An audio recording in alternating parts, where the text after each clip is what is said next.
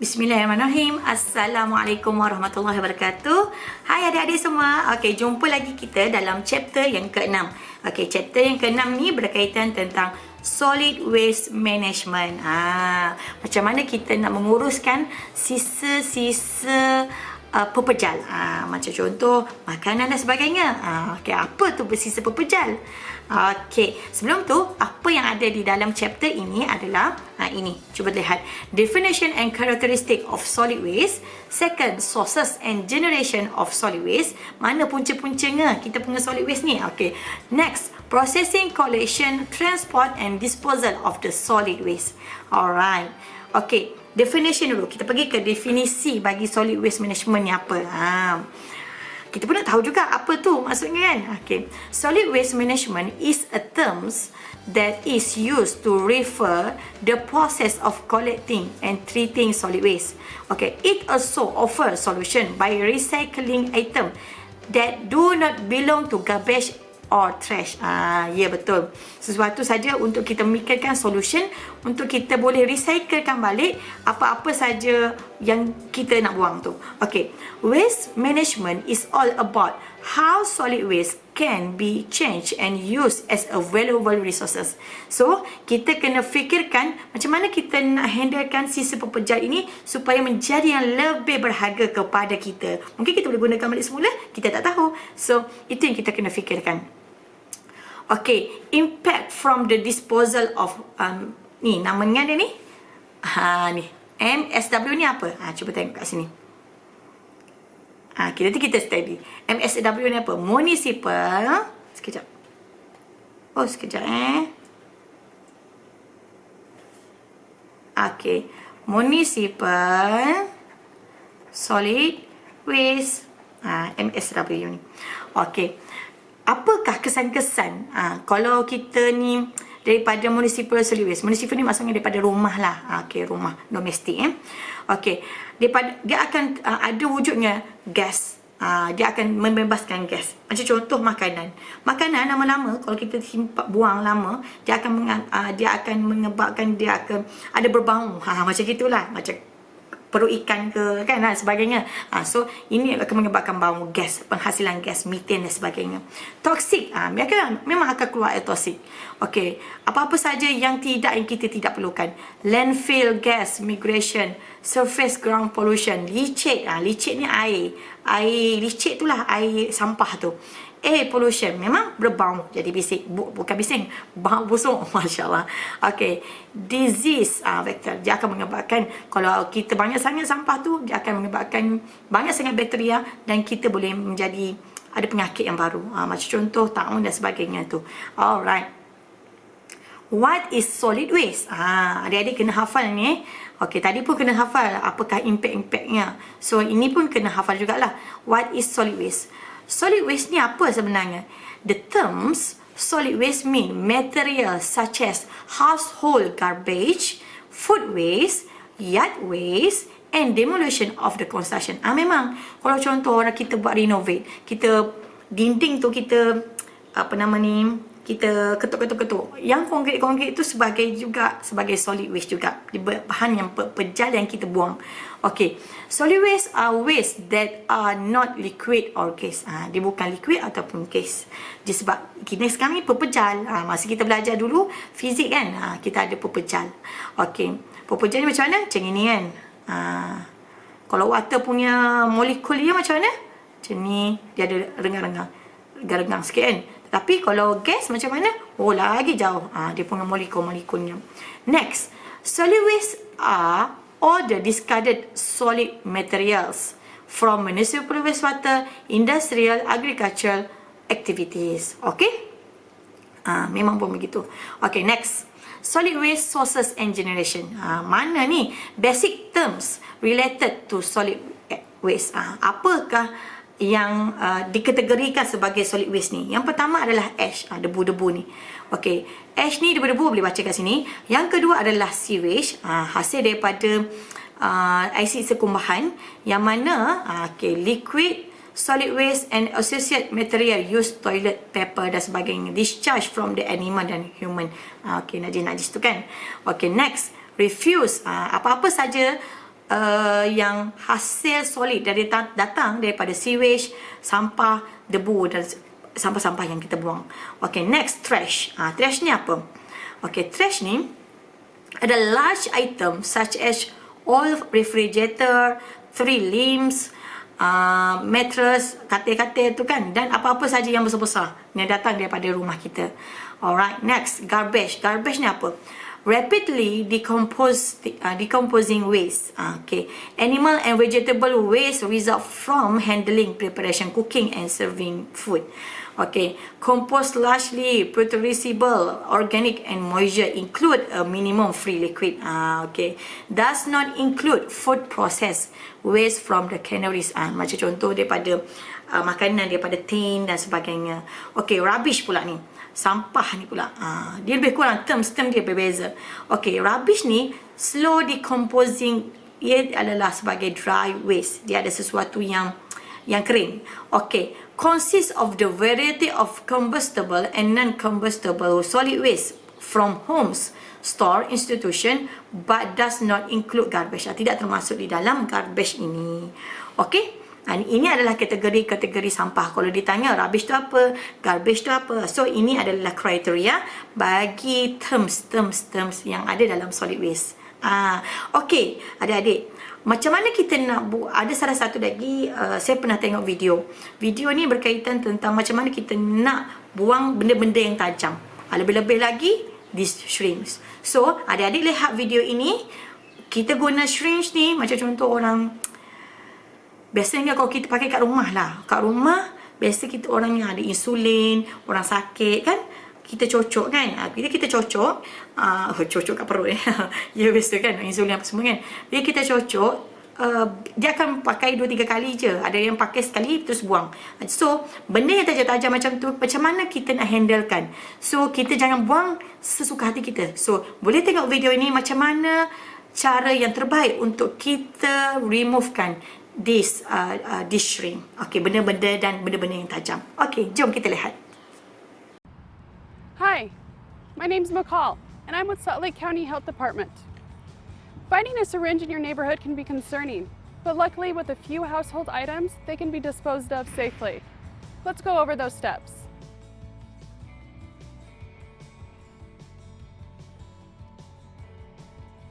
First, you're going to want a rigid container such as a Sharps container.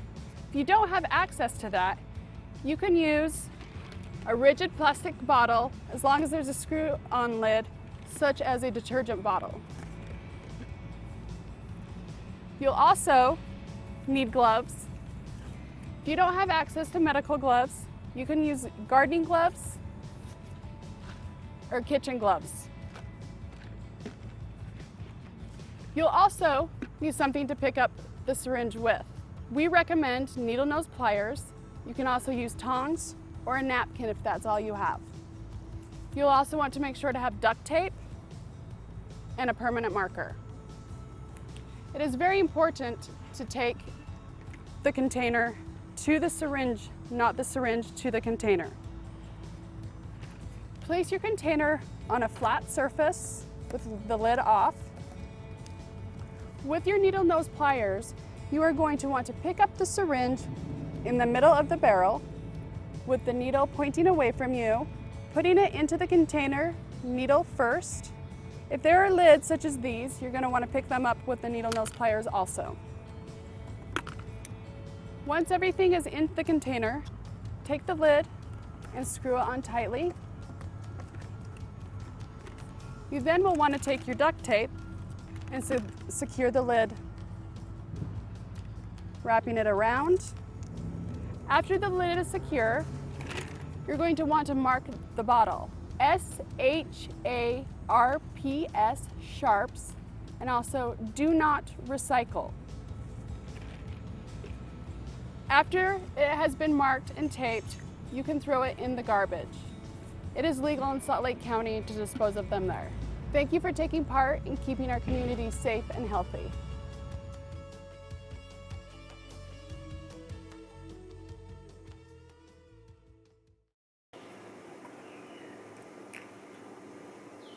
Okey adik-adik dah tahu dah macam mana cara nak buangkan benda-benda yang tajam. So, sekarang ni kita tengok type of waste. Apakah jenis-jenis sisa ni sebenarnya? Okey, generation and characteristic. Waste ni datang daripada industrial solid waste, agriculture waste, nuclear, hazardous waste dan juga municipal solid waste. Okey, boleh lihat kat sini kalau soalan ditanya boleh hafal ya. Okey, kita pergi ke industrial dulu. Industrial ni adalah solid waste in the Asian and Pacific region as well encompass a wide range of the material of varying environment toxic. Biasanya kadang-kadang industrial solid waste ni lagi dahsyat dah. Lagi dahsyat. Yang mana dia akan memberikan kesan toksik kepada environment kita. So, apa-apa saja yang dihasilkan oleh industri kena proper buang dengan sebaiknya. Sebab tu mereka ada safety mereka sendiri untuk handlekan sampah-sampah mengikut kategori-kategori sampah yang berbahaya pergi ke mana dan sebagainya. Okay, typically this range will include paper, packaging, material, waste from food processing, oil. Oil ni penting ni. Solvent ni bahan kimia. Resin, paint, okay, cat tu kan. Okay, sludge, glass, ceramic, stone dan sebagainya ni, ini memang kena betul-betul uruskan. Bagaimana untuk menguruskan? Pergi ke landfill ke, pergi ke incinerator ke, dan pergi pelbagai jenis tempat mengikut kepada yang kita telah tetapkan di dalam Department of Environment. Okay. Next, agriculture. Agriculture ni biasalah dijalankan Okay. Expanding agriculture production has naturally result in increased quantity livestock waste. Macam contoh baja tai lembu tu kan. Ini adalah waste dia. Agriculture crop. Macam contoh kita makan jagung tapi yang batang jagung apa semua tu kita buangkan. Mana tempat dia buang? Mana tempat itu sememangnya itu adalah hasil-hasil pepejal yang dibuang daripada agriculture. Itu yang patutnya dipikirkan lah. Okay. Next, nuclear waste. Nuclear waste is a radioactive waste left over from nuclear reactor, nuclear research project and nuclear bomb production. Nuclear waste is divided into low, medium and juga high level waste by the amount of radioactive the waste produced. Biasanya radioaktif ni lah tempat yang mana dia berbahaya, so kena diuruskan dengan baik dan dia adalah yang patut diuruskan sebab dia ada charge dan juga radioaktif tu. Tu berbahaya ni. Ini ada sisa pepejal tapi biasanya kita tak ada yang ni. Ada tapi kat tempat-tempat macam hospital dan sebagainya. Okay, next, hazardous waste. Okay, a hazardous waste is waste that pose substantial or potential threats to public health of the environment. Okay, there are 4 factors that determine whether or not in substance hazardous: ignition, reactivity, corrosivity dan toxicity. Cuba contoh kadang-kadang hazardous ni bukan berada di tempat public health saja. Contoh kat rumah kita pun ada juga. Okay, macam aerosol tu, yang penyembur tu kan, itu berbahaya. Kalau macam contoh kita masak-masak tu, itu pun bahaya. Benda tu yang boleh terbakar. Jadi sebenarnya banyak sebenarnya, tetapi mostly in public health and environment. Kalau ada dia perasan juga di dalam lab environment kita juga ada tunjukkan this sign. So ini adalah berbahaya. Contoh mudah terbakar, toxicity dan sebagainya. Okay, so kita kena uruskan dengan baik-baik. So kalau soalan ditanya, so boleh hafal ni Alright, next. Ni pula yang saya cakap tadi, municipal solid waste, MSW. Okay, consists of mainly household institution and commercial waste. Biasanya municipal solid waste ni datang daripada rumah-rumah, perumahan, daripada institution macam sekolah-sekolah macam tu, dan juga commercial waste macam contoh rumah-rumah kedai itu. Also include waste derived from the civic amenity waste collection by the general public, street sweeping, macam contoh kat jalan raya ada pacik-pacik buang kan, ada pacik-pacik sapu tu, itu boleh dikira sebagai MSW juga. And gully emptying waste from local authority sources. Okay. Komponen dalam municipal waste ni adalah apa dia? Garbage, kategorinya rubbish dan juga trash. Ingat, GRT, garbage, rubbish and juga trash. So masa awal-awal tadi kita dah tengok dah kategori-kategorinya. Kalau soalan ditanya, so adik-adik boleh hafal dan membezakan kategori-kategori ini ya. Okay, next. Properties of municipal solid waste, MSW. Okay, definisi MSW ni apa? Okay, cuba tengok sekejap. Okay, municipal solid waste, MSW, is a waste type consists of the everyday item that are discarded by public, yang dibuangkan daripada masyarakat lah. Okay, always resulting from population, residential and non-residential building, as well as transport vehicle. Okay, next. Municipal solid waste ni commonly known as garbage, trash, refuse yang kita buang dan juga rubbish. Macam. Okay, ini adalah sources, punca-punca MSW. Ni. So boleh hafal jugalah, ni kategori ni juga. Residential, industry, commercial, institution, construction. Macam contoh yang kita paku-paku dan sebagainya tu kan, kayu tu kan, municipal service, proses, kilang-kilang ke apa kan, dan agriculture, ada penanaman. Ini kategori sebagai municipal solid waste juga. Contoh ada juga agriculture yang macam kat tepi rumah kita nak tanam cili dalam 10 pokok. Itu juga sebagai rubbish, bukan rubbish. Itu adalah sebagai municipal solid waste juga. Okey, daripada hasil kategorinya adalah agriculture sourcesnya. Alright. Faktor-faktor yang mempengaruhi berlakunya penghasilan municipal solid waste ni apa? Okey, socio-ekonomi background. Memang ini yang pertama. Kalaulah tempat tu banyak orang berniaga, so maksudnya banyaklah sampah yang dihasilkan. Sebab apa? The power of buying. Siapa pembeli tu? Buyer. Kita lah, kita. Awak tu, awak. Okay. Next, income level. Okay. Yang kedua adalah cultural background. Depend. Kadang-kadang culture orang tu dia tidak banyak menghasilkan sampah. Macam contoh Jepun, dia akan gunakan balik sampah tersebut. Kita tahu. So depend on the cultural background. Okay, locality. Locality. Yang ketiga, ada urban dan juga setting.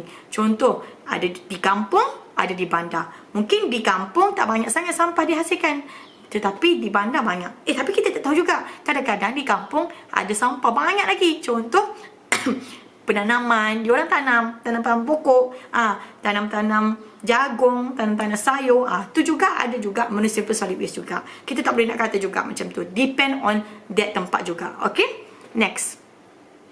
Okay, properties of MSW, municipal solid waste. Yang pertama, kalau soalan yang ditanya boleh jawab. Physical. Yang kedua, chemical. Dan juga ketiga, biological. Okay, ni adalah physical properties of MSW. Biasanya soalan akan bagikan benda ni. You tak perlu hafal, tapi you tahu macam mana nak tengok. Okay, cuba tengok. Waste sources. Kalau sekiranya datang daripada domestik, komponen waste dia contohnya food, dia punya typical density dia adalah 290. Unit dia yang ni, ingat Okay, moisture content dia adalah 70%. Okay, faham? Seterusnya, paper and cardboard, dia punya typical density 70. Moisture content dia adalah 5. Ni. Yang ni yang telah ditetapkan dah. Okay, next, generally plastik 60%. Ni 2%. Glass dan sebagainya ni semua. Okey, ni pula municipal. Municipal yang uncompacted, yang tidak dikompact lah. Okey, ini adalah 100. Dia punya moisture content berapa? Incompact truck, ni berapa nilainya? Normally dan compacted dan sebagainya. So boleh lihat dari sini Ini kat sini bawah ni. So adik-adik boleh lihat macam mana ini yang telah ditetapkan. Kalau soalan ni tanya, yang ni biasa akan diberi, so you tahu macam mana nak gunakan. Nanti kita tengok dalam example. Alright. Okay, next. Ini adalah weight, moisture content. Ini adalah formula. Adik-adik kena hafal. This one. Hafal. Remember this one. Okay. MC ni adalah moisture content. Kita nak kira moisture. Kenapa kita nak tahu kira moisture ni? Sebab kita nak menguruskan sampah-sampah kita ni. Dan kita nak tahu kategori-kategori sampah kita ni. Kita nak tahu juga, adakah sampah kita ni terlalu basah? Adakah sampah kita ni terlalu kering? Dia akan mengganggu semasa kita kat landfill pengiraan tu. Sebab kita tahu volumenya landfill tu dan sebagainya. So kita nak urus sampah kita dengan baik. Sebab tu munculnya formula ini. Okay. Okay. Moisture content sama dengan W. W ni apa? Cuba cek. Okay. Initial weight of sample as delivered 1B, iaitu 1 kilogram. Okay, D ni apa? Okay, weight of sample after drying 105. Ni sebelum kita initial tolak dengan selepas drying, lepas tu darab dengan 100. Okay, then bahagi dengan initial. Boleh? Ni formulanya. Mari kita tengok example. Estimate. Okay, kejap. Okay, estimate the moisture content of the density and density. Tengok moisture content and density of 100 kg waste sample with the following composition. Diberi soalan ni begini. Food 35%, paper and cardboard 45%, glass 15%, plastics 5%. So sekarang ni kita soalan, dia tanya kita nak kira moisture content dan juga density. Highlight this one. Okay, next. We go to next. Okay, so adik-adik kena buat table macam ni. Tambah table Food 35% dalam soalan tadi. Okay, mana kita nak tengok moisture content ni? Moisture content ni adik-adik, kalau biasa dalam soalan dia akan berikan moisture content. Cuba kita tengok moisture content. Ni, biasanya dia berikan. Dia akan berilah yang ni, tak perlu hafal, tak apa. Dia akan berikan. Alright. Okay, so 70%. So nanti ada yang boleh pandailah refer. Okay, paper and cardboard kita tengok tadi table 5%, 2%. Okay, masuk isi. Lepas tu kita kena kira dry mass. Okay, basis on 100 kg. Okay, so 35% ni okay, darab dengan 0.3. 0.3 ni datang dari mana? Macam mana tu 0.3 datang dari mana? Cuba jawab. Macam mana? Cuba tengok ni. Sekarang ni kita nak kira dry. Moisture ni adalah lembab. Maksudnya dia basah. Okey. Ini bersamaan dengan 0.7, right? Okey. Kalau dia kalau ikutkan percentage 100, okey, tolak dengan 70. So dia adalah 30%. So kita kena ambil dia ni adalah 0.3. So ini adalah bagi yang dry. Ini dry dry. Ini basah, moisture. MC. Okay, so sebab tu 35% darab dengan ini mass dia persen mass. 35% darab dengan 0.3, so dapat 10.5. So sama juga yang macam ni. 45% dapat yang ini. Okay, yang ni 0.95 kenapa Cuba tengok ini moisture. So 100% tolak 5 dari 95. So kita adalah unit dia adalah 0.95. Faham So dapatlah 42.5. Tekan kalkulator sekarang. Tekan kalkulator sekarang. Macam mana dapat tak nilai tu? Okey, so adik totalkan semua ni. So dapat tak nilai 72.9. Okey, next. Okey, lepas tu kita pun kira moisture content daripada yang tadi, yang awal tadi, formula yang tadi, MC. Okey, so 100 tolak dengan 72.9 yang ni, yang dry. Ni yang basah. Basah ni lah. Initial, sorry. So bagi dengan 100, darab dengan 100, so dapat dah 27.1% bagi moisture content. Okey, selepas kita dah kira moisture content tadi, sekarang kita kira density pula. Okey, kita buat table begini juga. Okey, tadi mass yang diberikan di dalam soalan. Lepas tu typical density.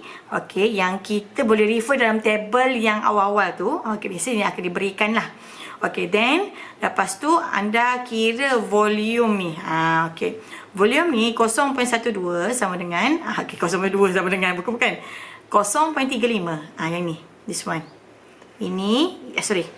Yang mass yang ni darab dengan 100. Ini kan dalam percentage. Kita kena darabkan dengan 100 kilogramnya. Okey. Bahagikan dengan 290 iaitu yang ini. Okey, kalau macam contoh dia dalam kilogram kalau bahagi dengan kilogram over meter cube. So kalau kita kalau kita dari darab, yang ni balik sini, yang tu balik sini. So di sini adalah kg, sini adalah M kuasa 3. M kuasa 3 volume. So dapat yang ni mati-mati. So dapatlah nilai unit ni adalah meter cube. Boleh? Faham? So dapatlah nilai 0.12. So yang 0.45 darab dengan 100 dan sebagainya sampai habis, dan you totalkan semua dapat 0.918. Then untuk kes kita ni dia menggunakan 100 kg. Okey. Dia kira dalam percentage yang macam inilah. Jadi kita kena kira setiap satu ni berapakah nilai kilogramnya. So then bila kita dah tahu volumenya berapa, so kita nak kira balik berapakah nilai density. Nilai density ni sebabkan kita dah 100 gram, sebab ini adalah volume. Ini volume, ini adalah beratnya, mass. So total mass dia bahagi dengan 0.918. So dapatlah kita punya density bagi semua kita punya municipal solid waste kita adalah 108.93 kg per meter cube. Ingat unit pun penting. Okey, kalau jangan lupalah unit tu, sebab ini adalah caranya lah. So hari ini ingat macam mana cara, method, kaedahnya, macam mana kita dapatkan solution ini. Alright, next. Okey, dalam physical properties of MSW ni, municipal solid waste ni, dia ada particle size distribution. Okey, ini adalah untuk further treatment. Dan juga incineration and biological transformation method lah perlukan data ini, iaitu particle size distribution. Dan juga proses ini adalah untuk recycle dan juga reuse. Biasanya dia dalam length, breadth, height. Maksudnya panjang, lebar, tinggi. Macam tu. Sizing facility menggunakan conveyor, grinder, shredder dan juga separator. Okey. Ni adalah generally komponen-komponen yang ada di dalam physical properties ni. Okey, ni ada size-nya, ni ada typical size-nya mm. Alright. Next, field capacity. Field capacity ni dia adalah sama juga, dia ada satu properties yang ada dalam physical ni. Okey. Field capacity ni ada maximum percent of the volumetric soil moisture that soil sample can hold freely against gravity. So ini adalah sesuatu yang secara gravity-nya lah. Water is excess of FC will drain away as leachate. Water ni sebagai air itu dipanggil sebagai leachate. Maksudnya air sampah tu. Okay. Important to determine FC. Okay. Field capacity ni lah to limit the amount of leachate generation. Okey, contoh begini. Untuk sandy soil, dia punya FC dia about 5%. Dry soil, about 30%. Banyaklah. Okey, next solids. In landfill FC, that decrease with overburden process. Okey, next uncompact. Ni kalau tidak dikompact lah. Maksudnya sampah tu letak je tanpa dikompact, tanpa digelekkan supaya padat-padat. Ini adalah 50 ke 60. So ini adalah formulanya. Okey, ini ada formulanya. Boleh ingat lah, boleh tahu macam mana caranya. Next adalah hydraulic conductivity of waste. Okey, govern the transport rate to leachate and others. Maksudnya dia adalah satu transport rate to leachate and others fluid microbiological contaminant within the solid waste field. Okay. High moisture content cause low hydraulic conductivities. Depend on density. Macam contoh shredder waste has hydraulic conductivity dia 10 kuasa negatif 4 to 10 kuasa negatif 6 meter per second. Ini macam kelajuan lah. Okay. Dan solid waste is not necessarily homogen. Maksudnya solid waste ni tak perlu pun dia perlu dicampur adukkan. So the hydraulic conductivity are not isotropic. Alright. Next, okay, shear strength. Shear strength ni dalam physical properties ni adalah sludge in landfill site is about zero. Dia kata kalau macam ni, shear strength dalam sludge di dalam landfill site adalah kosong. Maksudnya nilai bagi sludge, bagi shear strength adalah kosong. When co-disposed with dry refuse water and cardboard, shear strength improve. Shortly, this is your general je lah. Okay, shortly after compacting, shear strength to be the highest but decrease over time. Okay, ini adalah physical properties. Next, chemical pula. Tadi physical. Tadi untuk physical dan ini sekarang ni adalah untuk chemical. Chemical and energy properties of municipal solid waste. Okay, ini ada dalam kaedah ni dia ada beberapa properties teknik, iaitu yang pertama Proximate analysis, yang kedua ultimate analysis, yang ketiga energy content. Ni kena tahu nak kena hafal formula ni. Okey. Bagi formula ni mantau keluar biasa kan. Okey. Energy values may be converted to a dry basis. Ni adalah formula yang adik-adik kena hafal. Mana tahu kalau kita tak tahu takut tak keluar kan. So kena faham lah. Lepas ni kita tengok example. Ni juga bagi ash-free dry basis. Ni ash-free dry basis. Ni kena hafal. Macam mana caranya. Okay, next kita pergi. Ini adalah typical data on inert residue and energy content of municipal solid waste. Okay, ini adalah range bagi food waste. Range dia 2 ke 8. Typicalnya 8. Inert residue. Tetapi ini adalah energy. Kilojoule over kilogram.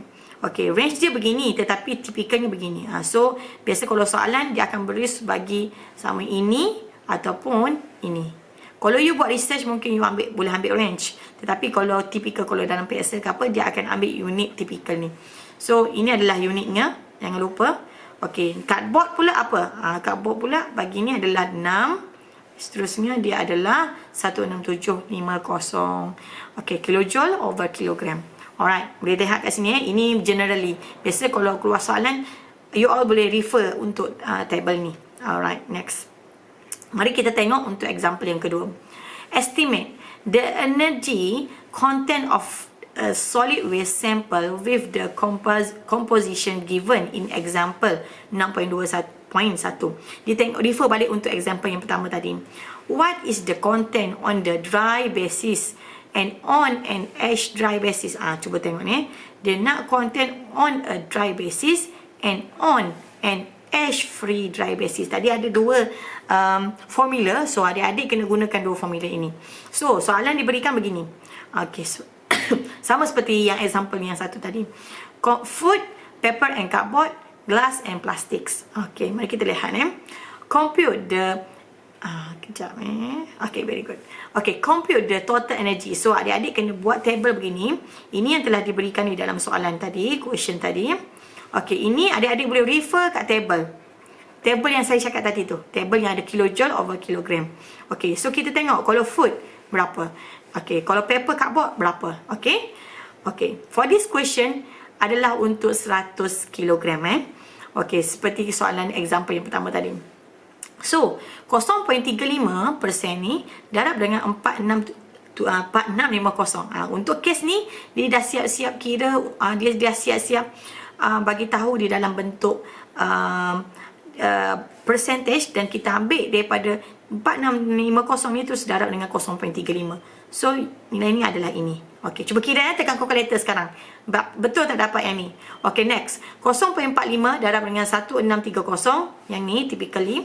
Okey, dan 0.15 darab dengan ni. Dapat ni, total ni, you akan dapat nilai ini. Alright? Ini dalam unit kilojoule.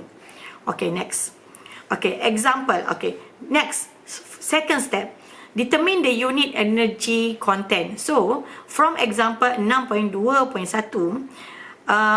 untuk example hari yang sebelum ni, okay, the moisture content of waste is 27.1.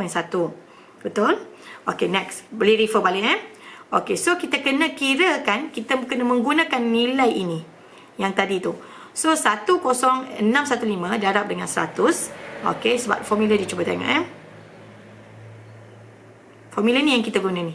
Formula ni. Sorry, mana? Okay, this one. Formula ni Okay, nanti kita akan guna juga formula this one.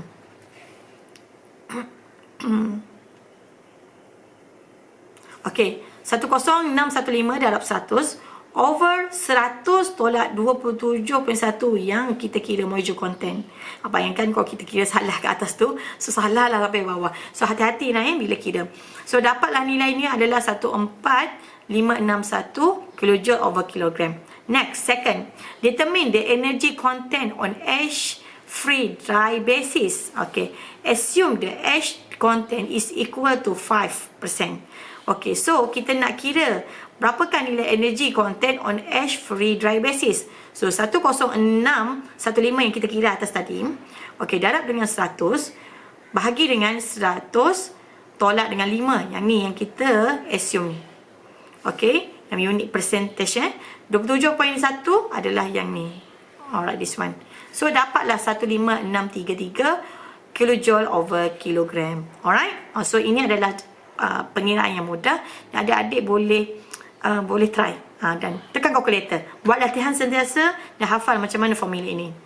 Alright. Ini adalah tadi kita dah buat physical, chemical, so sekarang ni biological. Okay, biological ni pula adalah anaerobic composting in the biological decomposition of food waste with the end product of methane, carbon dioxide dan juga yang lain-lain. Okay, untuk yang ni kita gunakan formula ini. BF sama dengan iaitu biodegradable. Biodegradable tu maksudnya keboleh reputan lah, macam gitulah.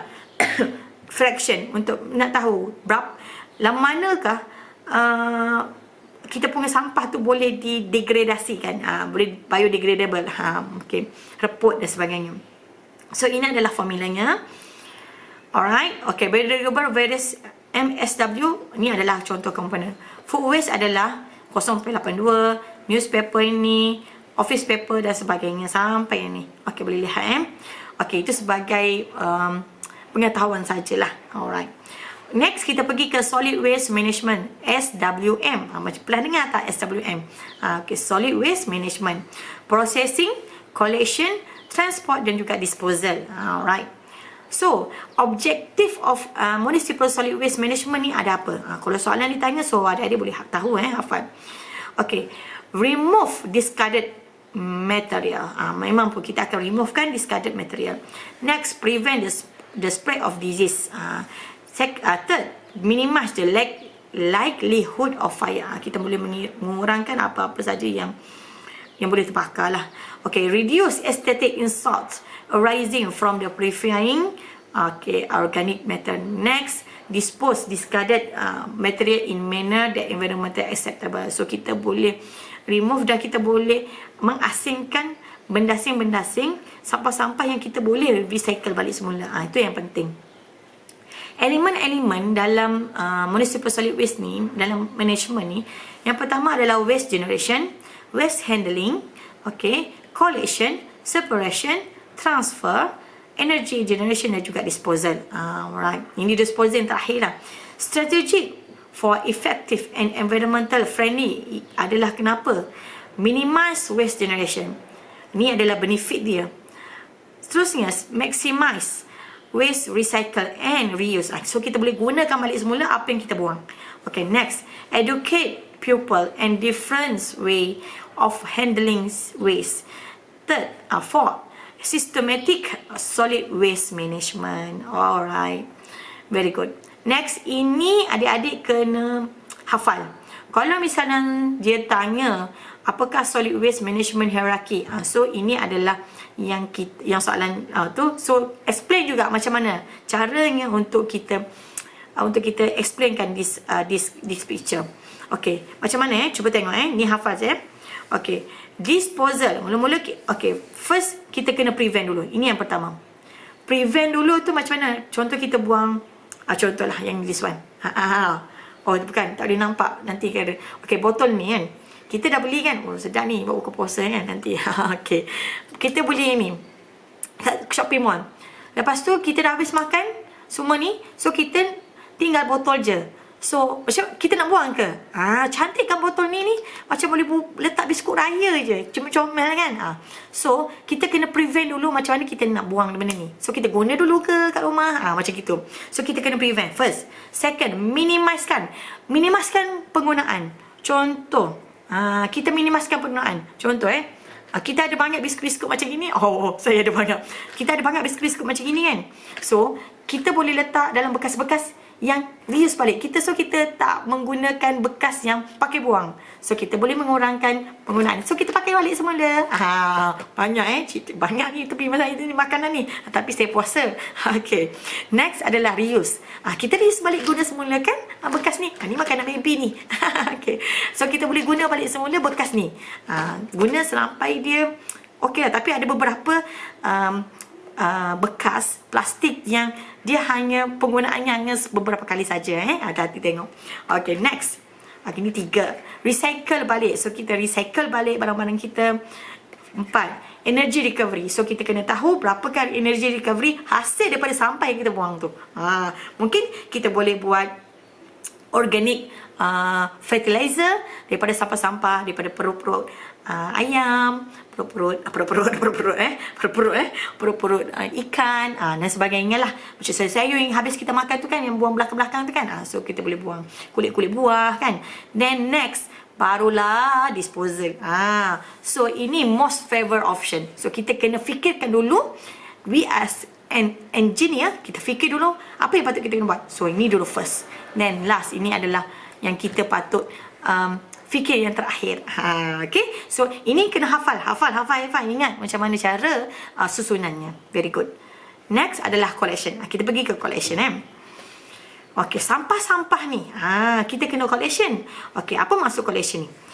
Element of collection include not only the gathering of solid waste and recyclable material, but also the transport of this material after collection to the location where the collection vehicle is empty. Ya, betul. Collection sampah-sampah yang ada, contoh adik-adik perasan kalau kat rumah ke apa, sampah-sampah yang akan dibuang, dia akan di-collect mengikut kepada timetable yang telah ditetapkan oleh majlis setiap satu tempat.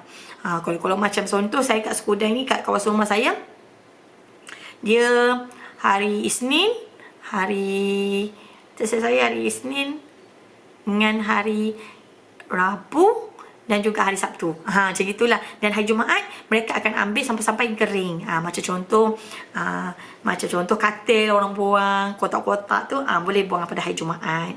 Macam tu collection ni, dan dia memastikan vehicle-nya akan empty, kosong, dan dia akan ambil balik semula mengikut kepada tempat-tempatnya.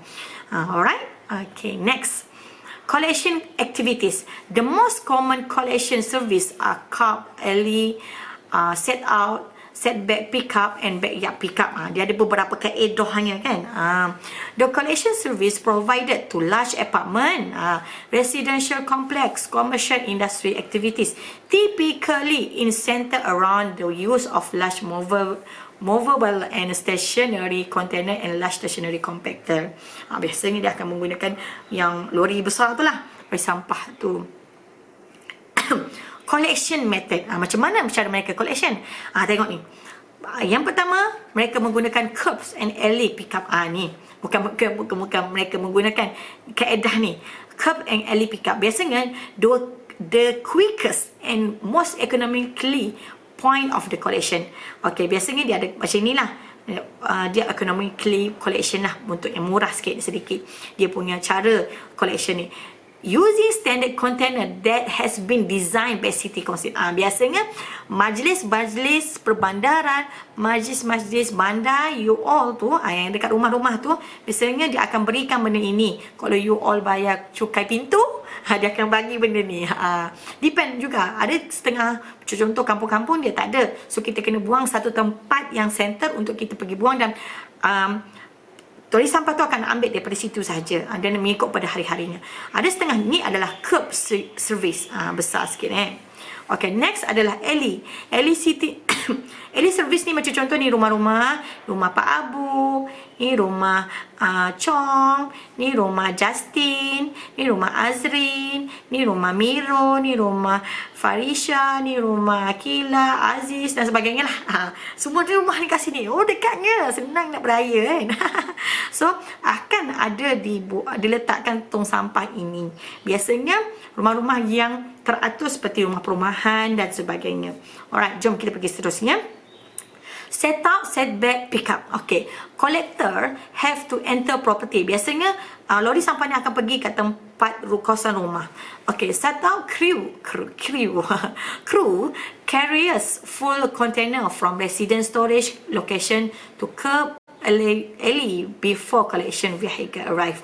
Set back crew return the container to storage area. Biasanya dia akan ambil tong sampah yang kita ni, dia akan masuk, letak kat sini mesin, dia akan mesin tu akan masuk dalam ni.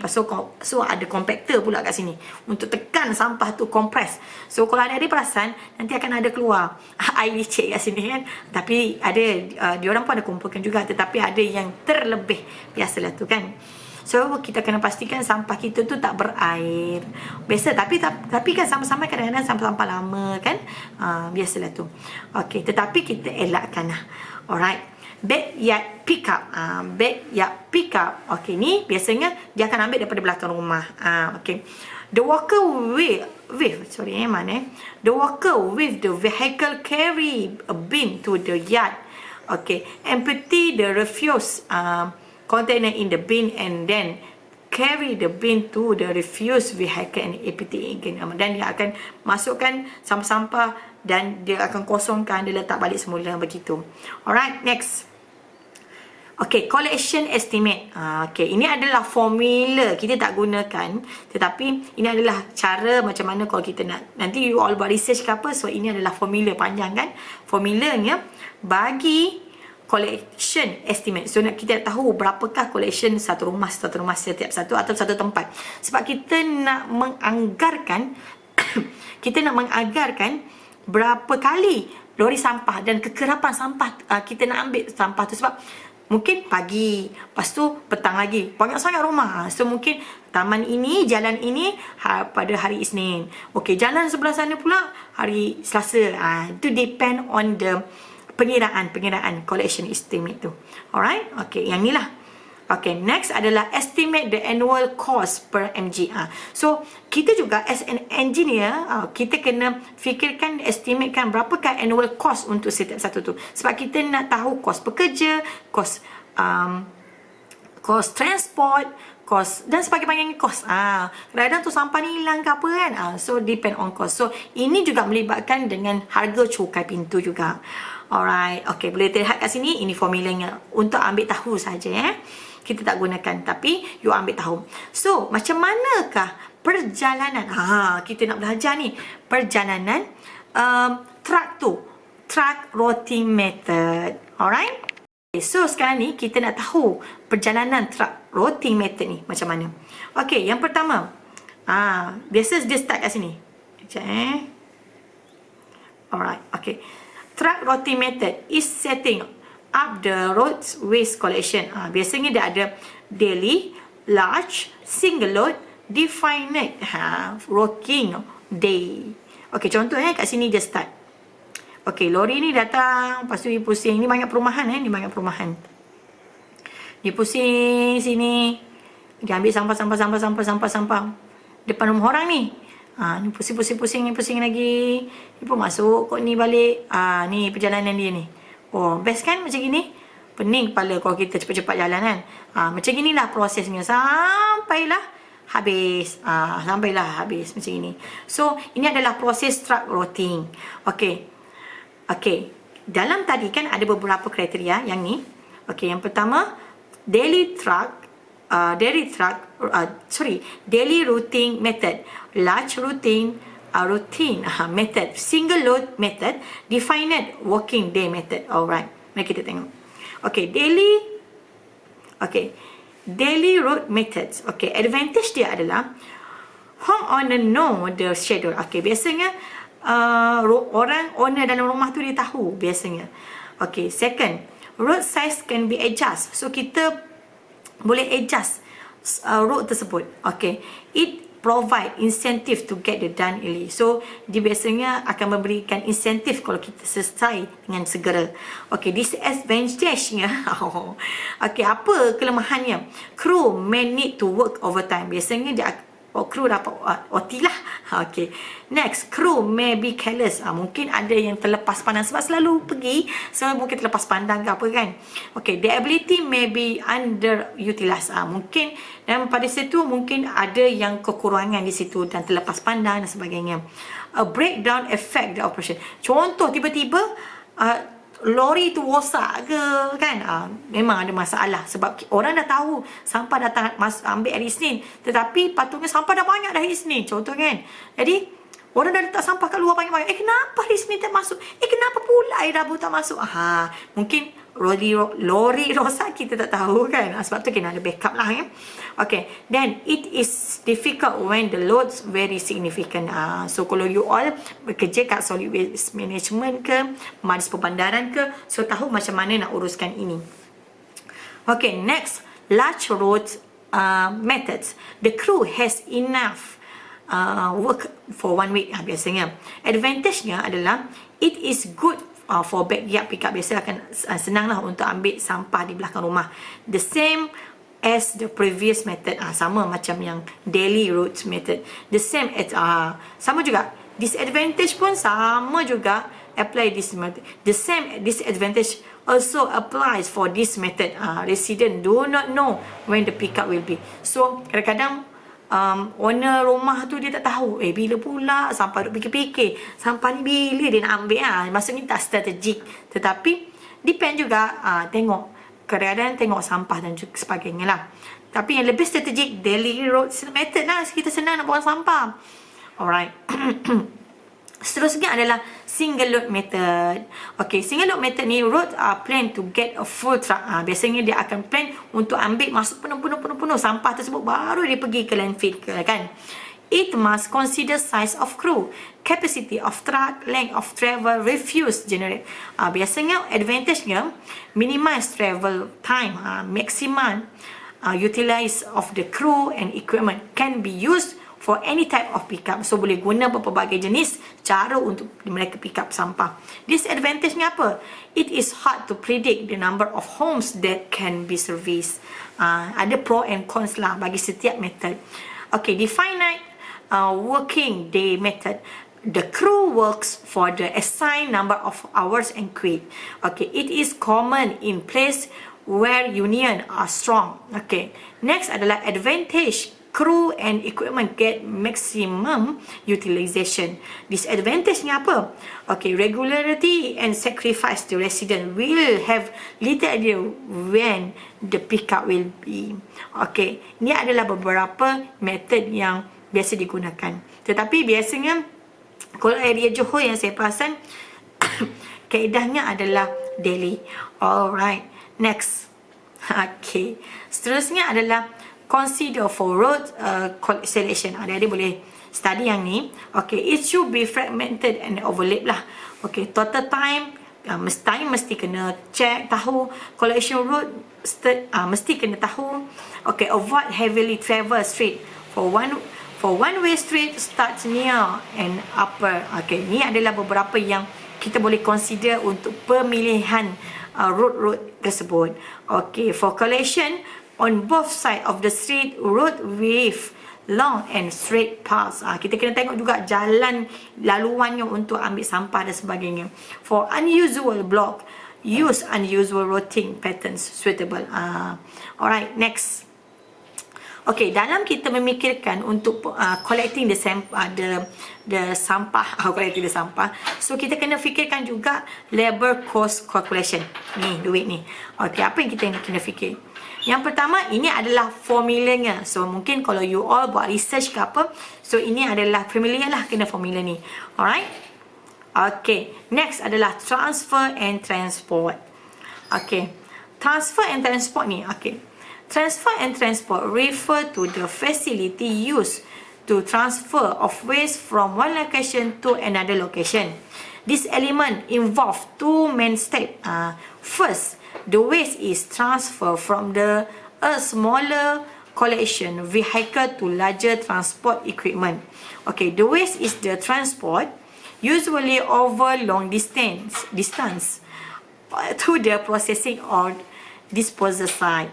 So kita kena tahu macam mana transfer untuk setiap satu sampah tersebut sampai dia pergi ke landfill. Kadang-kadang landfill ni dia agak jauh, so dia ada sesuatu yang boleh transfer dan transport lah. Today, the rising labor memang pun cost pekerja ni mahal, operating and fuel cost and the absence of nearby solid waste disposal site, transfer station are becoming common. Biasanya dia akan pergi transfer dulu dan dia pergi transport ke satu tempat yang lagi besar. Okay, contoh macam gini. Okay, first ini adalah contoh rumah kita. Okay, lepas tu dia pergi ke local transport.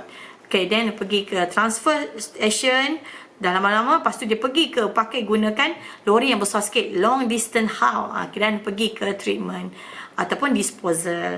Ni contoh sini landfill lah. Macam tu, gunakan lebih besar sedikit. Alright, objective of using transfer station ni.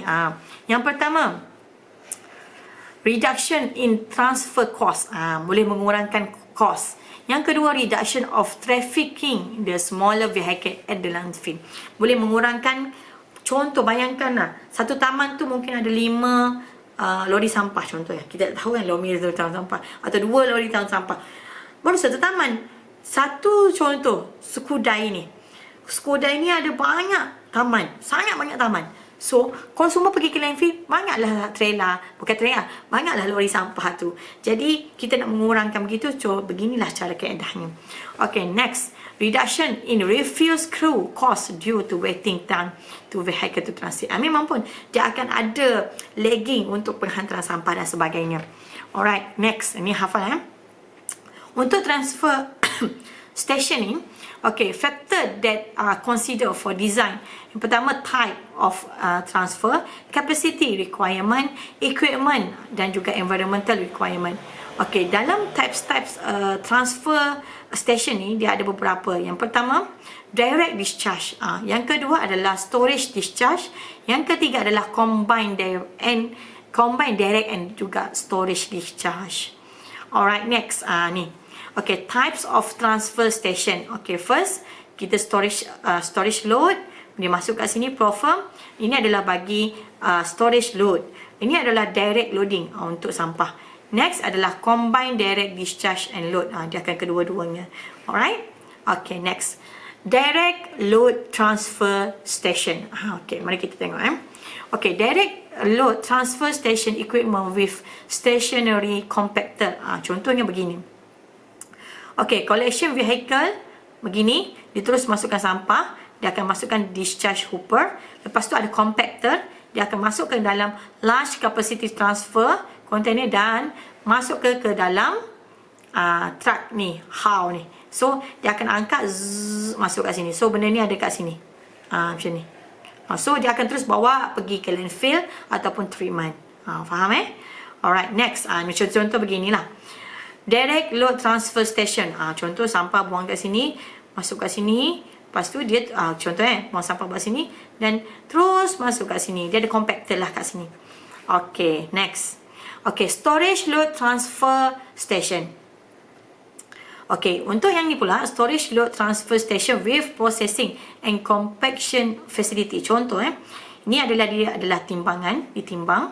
Okay, lepas tu lori masuk, ditimbang dulu first. Lepas tu dia unloading. Dia pun masukkan sampah sini.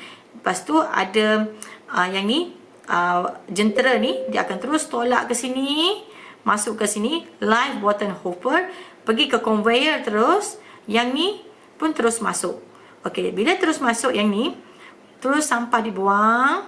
Okay, dalam masa yang sama, ada yang macam shredder yang macam sampah-sampah besar, dia pergi ke sini, dia akan separatekan. Ada yang pergi ke hooper, dia balik semula. Ada yang pergi ke ni atas, iaitu ferrous scrap. Okey, lepas tu yang sampah-sampah ni semua pergi ke sini dan dia akan compact masuk ke dalam trailer yang lebih besar. Okey, So, next. Contohnya beginilah, location. Bukan, ini tadi, ini lain pula. Lain pula. Okay, next, location of transfer station. It should be, dalam kita memikirkan tentang untuk pembuangan sampah, transfer station ni, kita kena memikirkan tentang as near as possible to the weight center of area. Dia kena cepat dan dekat dan dia boleh timbang benarnya. Sebab kita nak tahu berapakah jumlah sampah untuk kita transfer ke tempat lain. Okay, within easy access of major arterial highway. Contoh, tempat tu agak sibuk sikit, so kita kena letak sesuatu di tempat strategik. Okay, there will be minimum public and environmental objection. Mestilah tempat yang kita nak letak tu, tempat transfer station tu, mestilah tidak ada komen-komen daripada penghuni berdekatan. Kadang-kadang takut dekat dengan rumah busuk ke apa dan sebagainya. Seterusnya, construction and operation will be must economic. Mestilah dia dalam minimum cost. Alright, processing. Okay, di dalam transfer station ni, okay, this technique are used okay, dalam proses ni, iaitu to improve the efficiency of the disposal system. Second, recover resources. Dan yang ketiga, prepare material for the recovery and conversion product and energy. Most common method are mechanical volume reduction, okay, thermal volume reduction, manual component separation. Okey, dia adalah metod-metod. Contohnya begini. Stesen pemindahan sisa pepejal Taman Beringin Kuala Lumpur. Siapa orang Kuala Lumpur boleh jalan-jalan kat sini. Okey, jalan kat luar je. Orang luar tak boleh masuk ni. Okey, stesen pemindahan sisa pepejal. Okey, stesen transfer kat sini. So, Taman Beringin Kuala Lumpur. Boleh tengok kat sini siapa orang Taman Beringin ni. Okey. Okey. Ni contoh-contohnya. Okey, dia ada compactor, dia ada bangunan ini, compactor, ni trailernya, dan untuk pergi ke seterusnya treatment dan juga disposal iaitu landfill. Alright, ni sama juga ni. Ni macam mana timbang, tempat mesin timbang, pergi ke seterusnya compaction dan sebagainya. Okey, banyak pahala ni orang ni menguruskan sampah-sampah. Cuba tengok ni, sampah-sampah di BKL, ni compactor. Okey, ni terus mesin-mesin yang untuk compact dan jengkau untuk terus pergi ke satu tempat. Okay, so now kita pergi ke solid waste disposal. Ini kita pergi sekarang ke landfill. Okay, ini adalah non-engineer waste dump. Okay, so ini adalah lukisan, sketch bagi untuk non-engineer waste dump. Okay, ini adalah sampah, waste dump. Okay, sampah-sampah bila hujan turun, okay, sampah-sampah ni yang banyak dia akan mengeluarkan gas dan juga bau. Okey, dan kat sini ini adalah ada burung-burung. Burung ini burung ni.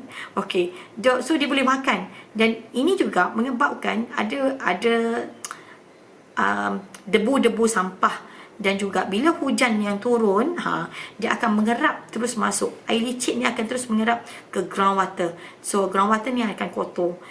So mungkin kita risau juga, takut nanti orang-orang jiran-jiran kat sini ada telaga pula kat sini, so dia akan absorb terus pergi telaga. So mana yang kita nak sebenarnya? Ini masukkan dan engineer yang tidak bagus lah. So air-air yang ni akan terus pergi ke surface, mungkin ada sungai kat sini.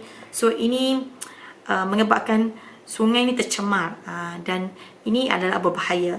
Walaupun kita kata nanti mungkin adalah dia punya tempat pengurusan rawatan airnya sendiri, sebab kita belajar chemical, biological dan fizikal kan. Tetapi memang dia akan mengganggu, gugatkan akuatik di dalamnya. Walaupun kita tak fikir macam tu, sebenarnya kita nak mengurangkan. So kita kena fikirkan, we as an engineer, kita kena design macam mana landfill yang terbaik. Alright. Okay, so ini adalah landfill. It is most traditional method of waste disposal. Waste is directly dumped into disused quarries, mining, void, the borrow pits. Disposed waste is compacted and covered with the soil to prevent vermin and wine blown litter. Maksudnya tempat tu adalah tempat yang tidak kuat anginnya. Okay. The dumping is done with layer 1 ke 2 meter. The layer is covered with the soil of 20 cm thickness. Contohnya begini. Ini adalah sanitary landfilling. Okay, the controlled disposal of solid waste on the upper layer of the earth maintained in a manner the environmental hazards is minimized. Contohnya begini. Okey, ini adalah gas methane untuk yang tempat kita buang. Ini adalah sampah-sampah. So ini adalah gas recovery system. Mesti kena ada gas recovery system. So ini adalah liner. Liner ni untuk mengelakkan daripada air yang ni terus pergi direct ke sini. Sebab kita nak sedut air ni untuk buat treatment. Okey, bila kita dah sedut buat air ni buat ke treatment, bawa ke sini, ini adalah leachate treatment system. Kita tak nak air yang kat sini ni mengganggu. Dan gas methane ni ada satu tempat untuk terus direct ke gas methane supaya tidak meletup lah kat sini. Bahaya ni kalau gas methane ni sebab sampah-sampah kan. Okey, dan juga kita ada satu lagi iaitu groundwater monitoring well. Kita nak tahu berapakah kandungan air groundwater ni, okey ke tidak. Sebab kita nak tahu kualiti airnya. Adakah kalau misalnya kotor sama dengan macam ni, so bermaksud ada terbocor ke kat sini dan sebagainya. Okey, next. Important technical aspect of the implement the sanitary landfill inside include site selection. Kita kena fikirkan beberapa kriteria. Site selection, landfilling methods, occurrence of gas leachate iaitu gas methane. Seterusnya adalah movement and control of gas and leachate. Okey. Ni adik-adik kena hafal macam mana, takut nanti keluar dalam exam. Kita tak tahu. Kita tak tahu. Okey. Ini adalah contoh tadi saya nampak tadi kan tak nampak sangat. Okey, so kita nampak ini adalah sampah-sampah. Okey, ini adalah ini adalah leachate. Okey, leachate air masuk untuk pergi ke leachate treatment. Okey, ni landfill liner. Okey, ni adalah cap, methane gas well for monitor. Ni tempat monitor. Okey, ni adalah gas methane recovery system. Okey, so kalau you all kerja kat solid waste management, mungkin sampai satu masa bila dah penuh, dia akan letak sini jadi taman permainan ke apa dan sebagainya. Dia akan tanam pokok. Dan ambil masa jugalah. Mungkin ada beberapa landfill tu dia ada jangka masanya. Okay, next. Macam contoh yang ni. Okay, contoh ini yang dah selesai. Ini dah selesai. Ini belum selesai lagi. Landfilling terms. Okey, adik-adik boleh lihat kat sini. Ini tengok ni, jentera ni dia compactkan sampah-sampah ni. Bila lepas tu dia ada contoh kat sini dah settle. Ada sel-selnya. Ada sel-selnya. Okey, ni adalah sampah. Final leaf. Okey, cell is apa? Cell is the volume of material placing the landfill during the one operation period. Okey, leaf ni pula apa? Leaf ni apa ni leaf ni? Leaf ni adalah a complete layer of cell over the active area of landfill. Okay, berms ni, okay tengok ya. The berms serve as an windbreak. Ni. Maksudnya tak nak mengelakkan daripada berlakunya angin yang kuat untuk menolak dan sebagainya. Alright, okay next kita tengok seterusnya. Okay, intermediate cover. Mana intermediate cover ni? Yang tengah-tengah ni ya. Intermediate cover is the soil of alternative materials such as compost that are applied to the working phases of the landfill at the end of the operation method. Maksudnya intermediate cover ni yang tengah-tengah ni. Okay. Final cover ni macam atas ni. Okay, is the entire landfill surface after all landfilling operation are complete. Okay. Next, bench. Tengok ni, bench or terrace. Ni bench. Ni atas ni. Is used to maintain the slope stability of the landfill. Betul lah, sebab dia tak nak mengelakkan daripada ada berlakunya ketidakstabilan. For placement of the surface water drainage channel and for the location of landfill gas recovery piping. Okay, landfill gas. Landfill gas mana ni? Okay, mixture of the gas found the landfill, it mainly consists CH4 and CO2. Gas methane dan juga gas carbon dioxide. Yang ni nampak ni, yang ni. Alright, next adalah okay, contoh kita tengok liquid collect at the bottom of the landfill is known as leachate. Contoh air leachate ni dia akan terus pergi ke treatment. It is a result and percolation of precipitation and uncontrolled runoff. It can also include water initially contained in waste as well as infiltration groundwater. Okey, macam contoh dia akan terus pergi ke runoff. Contoh juga yang ni. Runoff control basic untuk kita cek nilai kandungan air di sini, terus dan juga air licin yang kat sini adakah sama tidak, atau takut ada berlaku kebocoran dan sebagainya. Sebab tu kita boleh buat treatment pada awal-awal lagi. Okey, yang ni pun juga dan bersama-sama kita akan check environmental monitoring. Contohnya groundwater monitoring well, landfill inerts, landfill gas monitor probe. So kita selepas pada selesai kita kena check setiap masa landfill ini selamat ataupun tidak. Okey, seterusnya kita pergi ke landfill planning, design and operation. Alright. Okey, dalam landfill planning ni dia ada beberapa prinsip yang kita tekankan. Yang pertama, layout design. Landfill layout and designnya. Yang kedua, landfill operation and management. Yang ketiga, reaction occurring in landfill. Apakah tindak balas yang berlaku kita dari dalam landfill tersebut. Okey, yang keempat, management of landfill gas. Ini sangat penting. Gas methane, gas carbon dioxide yang dihasilkan. Seterusnya, management of leachate. Mesti kena ada yang menguruskan macam mana cara nak menguruskan buat treatment air tersebut, leachate tersebut. Environmental monitoring, macam contoh bau dan sebagainya, ini adalah mesti kita kena kontrol. Yang ketujuh, landfill closure and post closure care. Dalam proses untuk menutup landfill tersebut dan selepas kita selesai landfill tersebut dah ditutup, semua dah digunakan. So macam mana cara pengurusannya. So itu adalah kriteria lah. Okey, ini adik-adik kena tahu macam mana kedudukannya. Biasanya kalau lah ada rezeki nanti, you all ada masa nanti ataupun mungkin ada rezeki lepas-lepas ni, you all boleh pergi ke landfill buat site visit. Okey, ni adalah control and reception of waste. Okey, site management office. Okey, visual instruction. Macam contoh ni adalah. Okey, dan seterusnya landfill power generation plant kat sini. Besar ni tempatnya. Okey, landfill gas flare. Okey, sini adalah tempat leachate control. Ni ada tempat working area. Okey, ni vessel engineer lah yang telah digali ke bawah. Landfill gas control system pun ada juga. Okey, kat sini waste degradation and stability. Okey, untuk control. Restoration ni dah selesai lah ni. Okey, landfill gas extraction ada kat sini. Ni kat sini dia dah selesai dah tutup semua dah. Dan ada juga kaedah kualiti dia untuk kita cek kandungan air dan juga cek gas ini. Alright? Okey, next. Method of landfill operation. Ada beberapa method. Yang pertama, area fill. Yang kedua, trench fill. Yang ketiga, depression fill. Ni compact dah ni. Okey, mari kita tengok area fill dulu. Area fill is known as the progressive slope or ramp method. Okey, yang kedua, involve construction of successive cell of waste that are compacted against the slope. Dia akan against the slope lah. Okay, next, usually located in moderately rolling topography or large pits, ravines or canyons if cover material sources already available.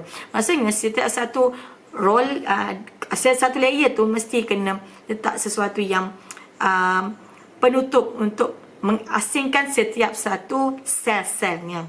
Alright. Ni boleh baca sendiri. Okay. Apakah typically operation technique for area landfill? Ni boleh study. Alright. Next. Ini contohnya by layer dan by layer. Okay. Area method. Dia letak sampah di sini. So ini adalah bulldozer. Dia akan compact. Dan dia letak lagi satu layer iaitu tanah yang ada untuk as a layer untuk mengelakkan. Dan ini juga dia perlu ada benda. Kenapa dia bentuk macam ni? Sebab dia nak mengelakkan daripada gangguan angin dan sampah tu jatuh dan sebagainya. Dan bila dia compact ini, insya-Allah dia takkan takkan jatuh lah. Sebab dia dah ada penyeraan setiap satu desainnya. Okay, next. Contoh yang ni, area fill, sampah dibuang, dia akan compact guna bulldozer. Okay, lepas tu dia akan compact seterusnya satu-satu. Alright. Okey, boleh lihat kat sini. Okey, apakah advantage dan disadvantage-nya? Boleh baca kat sini. Advantage dia adalah not require excavation of trenches, useful in area where the terrain may be unsuitable for trench operation, can accommodate high traffic volume since working phase is not limited by sizing. Okay, bagi disadvantage-nya, cover material may have to be imported. Mungkin dia kena dia punya cover tersebut mesti kena datang daripada luar lah. Okay, potential exists for greater litter problem.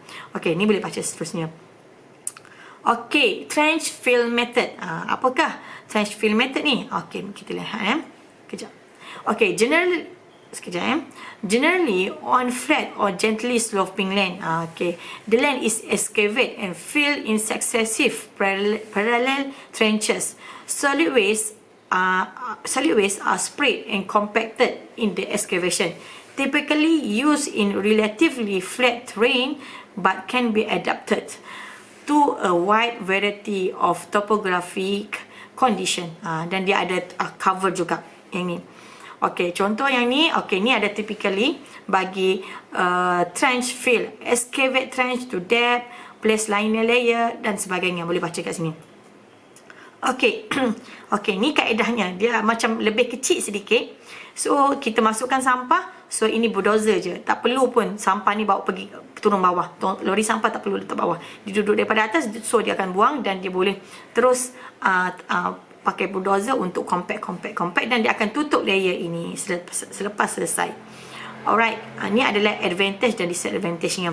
Okay, advantage-nya not usually necessary to import cover sebab dia menggunakan tanah yang sedia ada. Can be operate with minimum working phase. Ni lebih mudah sebab lebih kecil sikit kan.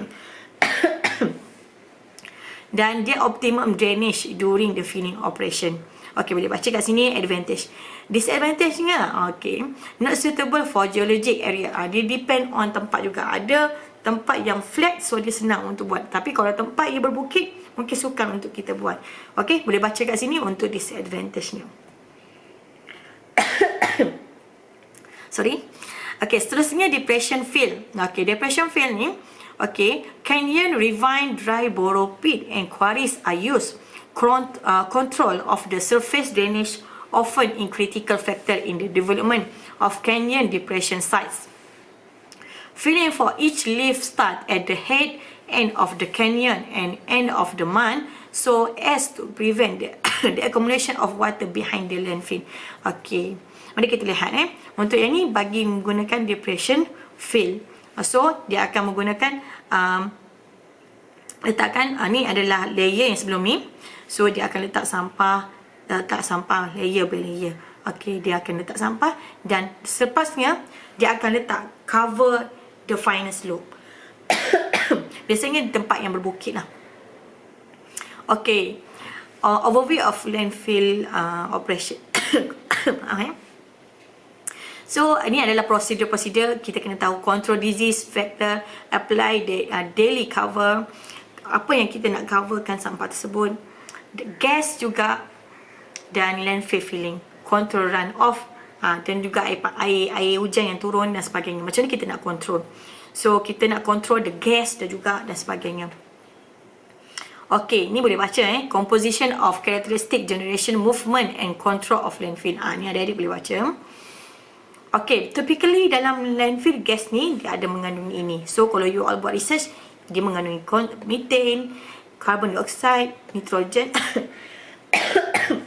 penghasil oksigen pun ada tapi sedikit saja, amonia dan sebagainya. Ini adalah yang dihasilkan daripada gas di dalam landfill tersebut. Ini juga boleh lihat kat sini berapakah nilai kandungan licin dan semua. Tinggi ni 30,000 nilai BOD-nya. So maksudnya dia sangat kotor airnya dan kita kena buat rawatan. Macam ni kita nak buat rawatan. Okay, water balance and leachate generation in landfill. Bila air masuk kat sini, dia akan ada water balance untuk kita balancekan dan untuk kita mengelakkan differential sketch of water balance used to assess leachate formation in a landfill. So daripada sini kita boleh tahu macam mana kaedah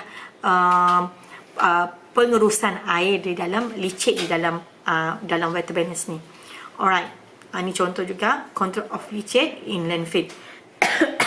Dia adalah kaedah single composite barrier dan juga double composite barrier. Boleh lihat kat sini. Ni design-design di dalam landfill. Okey, leachate collection system. Ni contoh leachate. Okey, dia akan masukkan pipe, leachate collection pipe kat sini. Okey, dan air leachate akan keluar kat sini. Dia akan letak buat corong sikit lah. Sebab dia nak collectkan air leachate untuk pergi ke saluran seterusnya. Okey, boleh lihat kat sini ya. Design-desainnya. Okey, ni pun sama juga leachate collection. Okey, macam mana cara letak clay, letak sini adalah leachate collection pipe. Okey, dan terus direct untuk buat treatment. Kadang-kadang kan macam contoh tempat landfill ni ada air hujan yang turun. So sangat banyak. So leachate tu air akan keluar banyak. So memang kita kena buat recovery dan mungkin you all boleh buat research berkaitan tentang air leachate. Kalau kat sini biasa kat Silong lah. Okay. Okay, now kita pergi ke amount of leachate produced. Okay. Ini buat pengetahuan saja. Ini adalah pengiraan bagi untuk kita mengetahui berapa kandungan bilangan leachate yang terhasil daripada tempat kita punya landfill tu. Alright. Leachate management operation. Kita kena tengok kat sini. Dia ada leachate recycle, leachate evaporation, leachate treatment dan juga discharge of municipal wastewater collection system. Adik-adik boleh baca kat sini ya. Okey, saya segerakan. Treatment of leachate ni ada beberapa. Yang pertama, anaerobic contact process. Yang kedua, outflow packet bed. Yang ketiga, expanded bed. Yang seterusnya, UASB. Ini biasa commonly lah, 4. Yang kelima, baffle reactor. Ni. Okey. Yang keenam, anaerobic. Biasanya yang biasa digunakan, yang saya tahulah, yang ni. Yang ni, biasa anaerobic. Yang UASB. Dan yang lain juga ada. Depend on juga tempatnya. Ini juga sama. Aerobic ni most commonly juga. Macam kita buat wastewater treatment juga.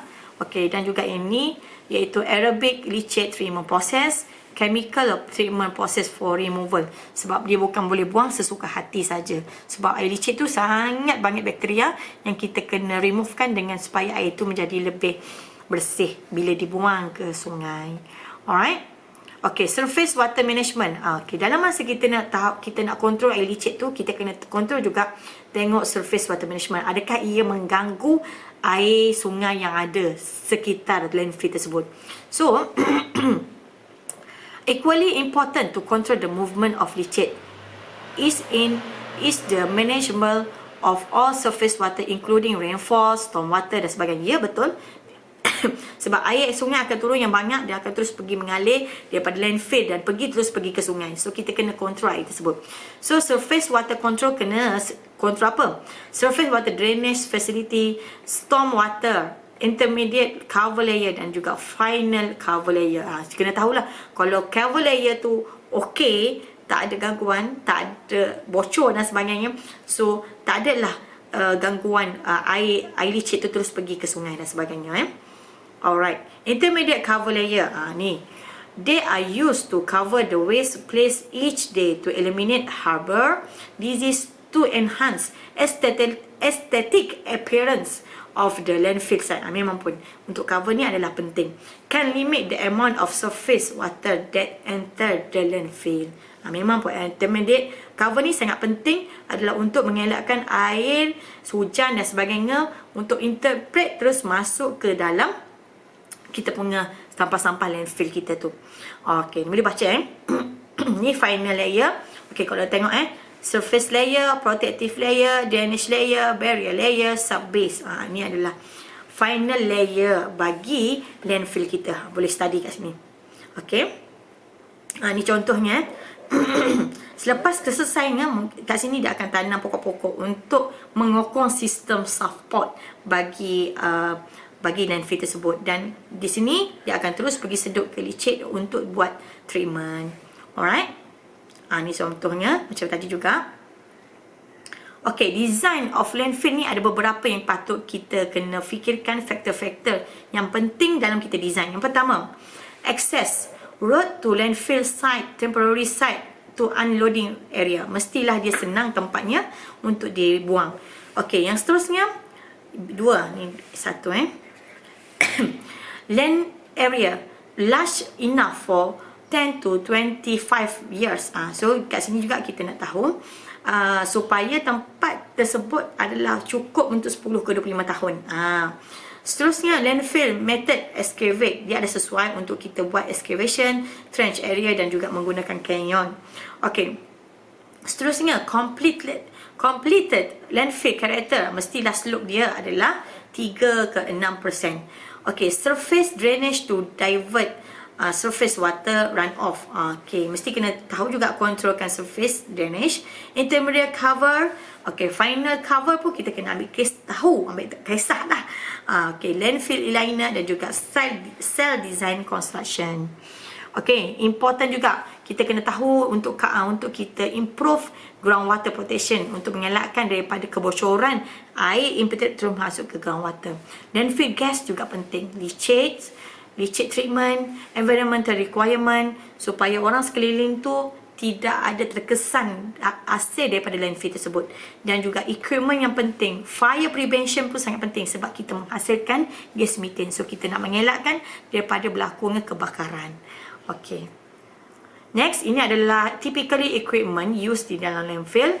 Okay, compactor, steel wheel compactor, okay, self loading, motor grader, okay, bulldozer pun ada, drag line, rubber tire, front and loader. Okay. Okay, kita ada example di sini. Okay, mari kita buat. Determine the area required for new landfill site with a projected life. Projected life maksudnya landfill tu 20 tahun for population 150,000, generated 25 kilo per household per week. Banyaknya. Setiap satu orang daripada rumah tersebut menghasilkan 25 kilo. Okay, assume the density of waste is 500 kg per meter cube. A planning restriction limit the height of the landfill is 10 meter. Assume 3.5% persons per household. Kita anggarkan 35% orang satu rumah. Okey, jom kita tengok. Yang pertama, kita kena kira waste generated per year. Okey, 1,500 orang darab dengan 3.5. So, ini untuk berapa orang dan menghasilkan 25 kilo household per week. So, darab semua ni untuk 48 week, iaitu untuk setahun. Setahun, so dapatlah 51,428 ton per year.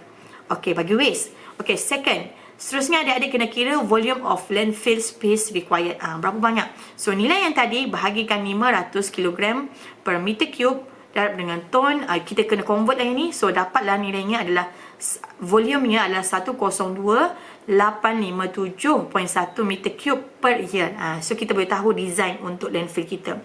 If the height of 10 meter required land area, so berapa besar tempatnya. So daripada nilai ni kita dah tahu nilainya, so kita bahagikan 10 meter, so kita tahu berapakah hektar yang kita nak beli. So 1.03 hektar kita nak beli tanah tersebut yang kita perlukan. This value will need to increase by about 50% to allow the daily cover road, receiving area, fencing dan sebagainya. So, kita kena tambah lagi up 1.5%. So, nilai yang tadi hektar ni, so darab dengan 1.5 untuk 20 tahun. So, untuk 20 tahun tu, dia boleh kita kena sampah tersebut diperlukan tanah 30.9 hektar. Okey, boleh? Okey, ni adalah besar tanah. Okey, ni adalah exercise yang kedua. A population of 200,000 generate 25 kilo per household per week. Assume the density of waste is 700 kg per meter cube. Determine the area required for new landfill site for the projection life 20 tahun. Okay. A planning restriction limit the height of landfill 15 meter. Assume 4% per household. So yang pertama macam tadi juga. So kita kena 20,000 tadi, 200,000 tadi darab dengan 4 orang, darab dengan 25 kilo untuk satu orang per minggu. So kita kena convertkan dia kepada tahun. Okey, dapat 60,000 ton per year. Seterusnya, Kita pun 60,000, kita tak tahu berapa banyak punya. Bahagi dengan 700 kg per meter cube, convert dia daripada ton kepada kilogram.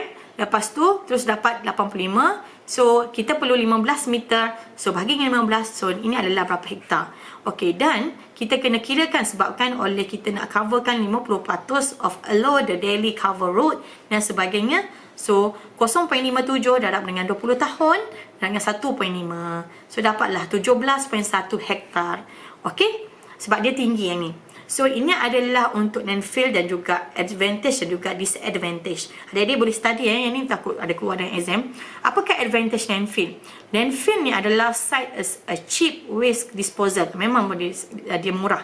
Job will created for local. Ya, dia akan generatekan peluang pekerjaan, lots of different ways. Okay, the gases juga landfill site could be collected dan juga dia akan menyebabkan bila ada gas methane kita boleh generatekan gas untuk penggunaan seterusnya, buat research, buat masak-masak ke dan sebagainya.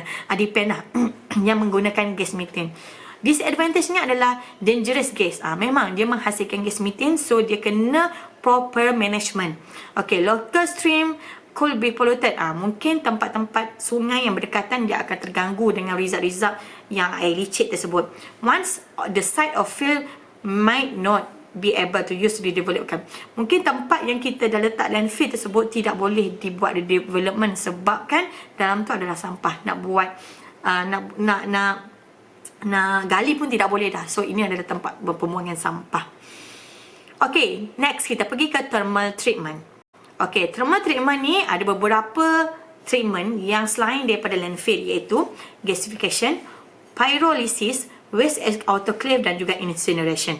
Ni commonly Gasification ni adalah is a process that convert carbonaceous material such as coal, charcoal tu petroleum, biofuel, biomass into the carbon monoxide and hydrogen by reacting a raw material such as house waste or compost at high temperature with a controlled amount of the oxygen. Biasanya digunakan kalau penghasilan gas-gas ni untuk kita control. So ada boleh study kat sini. Okey, ni adalah contohnya. Okey, berlakunya kita menggunakan gasification treatment untuk sampah-sampah kita ni. Ni contohnya. Okey, seterusnya ini adalah penghasilan gasifier bagi untuk oksigen, coal dan juga water. Ni terhasilnya benda ni, dan ini adalah treatment yang menggunakan gas lah. Okey. Okey, pyrolysis. Okey, pyrolysis ni juga does not involve reaction with oxygen, water or any other reagent. In practice, not possible to achieve a complete oxygen-free atmosphere. Okay, because some oxygen is present in any pyrolysis system or small amount of oxidation occur. Biasanya adik-adik yang ni jarang sekali digunakan adalah biasanya untuk gas-gas yang fuel minyak-minyak. Okay, tetapi yang ni biasanya untuk yang bagi material-material sisa-sisa pekerjaan yang bahan kimia dan sebagainya lah. Okay, adik-adik boleh baca untuk pengetahuan saja. Okay, contoh yang ni feedstock dan sebagainya. Okay, alright, next waste autoclave. Ni biasa saya dengar juga. Contoh darah-darah dan sebagainya. Okay, cuba kita baca kat sini ya. Solid waste treatment adalah utilize heat, steam and pressure of industrial autoclave in the processing of waste. Waste autoclave process waste is batches. Saturated stream is pumped into the autoclave at temperature 160 darjah Celsius. Biasanya untuk autoclave process very high pathogen virus kill. Contoh bahan-bahan daripada tempat-tempat hospital dan sebagainya, ada bakteria dan sebagainya, menggunakan waste autoclave. Okay, incineration ni commonly digunakan. Okay, incineration ni a waste treatment technology which include the combustion of waste for the recovering energy. Okay, the waste material that is treated is converted into energy, heat, flue gas and slag. This product are later used for generation of electricity. Memang pun. Okay, next Biasanya incineration facility generally do not require as much as a landfill. Biasanya incineration ni terus dia boleh mengurangkan sisa-sisa yang terhasil. Macam contoh sisa-sisa daripada tempat berbahaya macam bahan-bahan kimia yang kita nak buang, dia pergi ke incineration. Okey. Ini biasanya incineration, typically municipal solid waste incineration. Ada deliver, bunker, terus pergi ke incineration stream. Ni panas sikit tempat kawasan ni. Waste cleaning dan juga ada chimneys. Alright, ni tempatnya bagi incineration. Okay, rotary clean incineration system. Ni contoh desainnya. Okay, multiple hertz sewage slush. Contoh yang sewage slush juga boleh menggunakan incineration juga. Okay, combining multiple hertz fluidize. Macam contoh bagi liquid, kita boleh menggunakan incineration seperti ini. Okay, contoh yang ini mini incineration in Malaysia. Memang ada juga, tapi tak banyak. Okay, dia depend on tempat. Sebabnya tak kosnya yang tinggi. Okay, saya tunjukkan video apakah perbezaan di antara incineration dan juga gasification yang terhasil yang wujud digunakan di